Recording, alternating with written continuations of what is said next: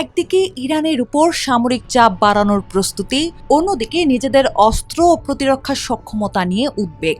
মধ্যপ্রাচ্যের উত্তপ্ত পরিস্থিতির মধ্যেই ফাঁস হওয়া এক মার্কিন সামরিক নথি নতুন প্রশ্ন তুলেছে।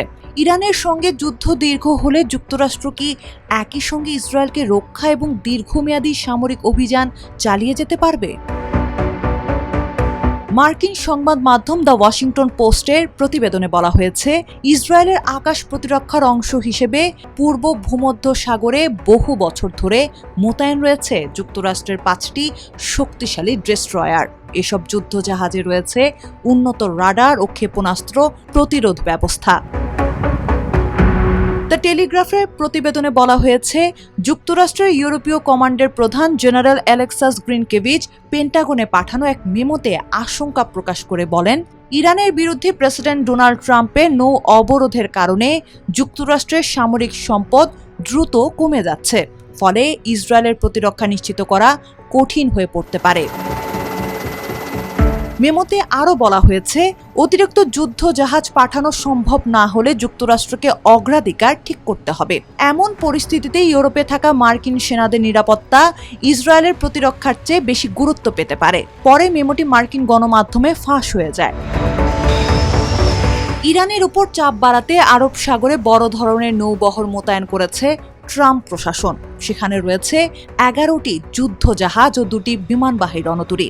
এর পেছনে রয়েছে হরমুজ প্রণালীর সংকট। 2026 সালের শুরুতে ইরান এই গুরুত্বপূর্ণ নৌপথ বন্ধ করে দেয়। এরপর জবাব হিসেবে যুক্তরাষ্ট্র নৌ অবরোধ কার্যকর করে। এর আগে এক মার্কিন কর্মকর্তা সতর্ক করেছিলেন, ইরানের বিরুদ্ধে পূর্ণমাত্রার যুদ্ধ চালিয়ে যাওয়ার মতো পর্যাপ্ত অস্ত্র যুক্তরাষ্ট্রের হাতে নেই। বিশেষ করে আকাশ প্রতিরক্ষা ব্যবস্থা ও দূরপাল্লার ক্ষেপণাস্ত্রের মজুত কমে যাওয়ায় সামরিক অভিযান সীমিত করতে হতে পারে। যদিও হোয়াইট হাউস হয়তো পুরো পরিস্থিতি সম্পর্কে অবগত নয়। মার্কিন প্রতিরক্ষা মন্ত্রী পিট হেগসেতের তথ্য অনুযায়ী, ইরানের সঙ্গে চলমান সংঘাতে এখন পর্যন্ত যুক্তরাষ্ট্রের খরচ হয়েছে প্রায় $37.5 বিলিয়ন।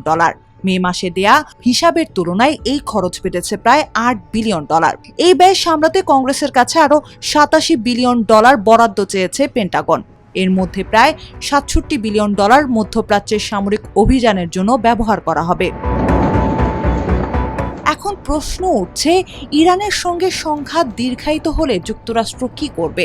একদিকে ইসরায়েলকে রক্ষা, অন্যদিকে মধ্যপ্রাচ্যে সামরিক উপস্থিতি ধরে রাখা এবং দীর্ঘ যুদ্ধ চালিয়ে যাওয়ার সক্ষমতা বজায় রাখা। সবকিছু একসঙ্গে করা কতটা সম্ভব হবে? নাকি শেষ পর্যন্ত কূটনৈতিক সমাধানের পথেই ফিরতে হবে ওয়াশিংটনকে?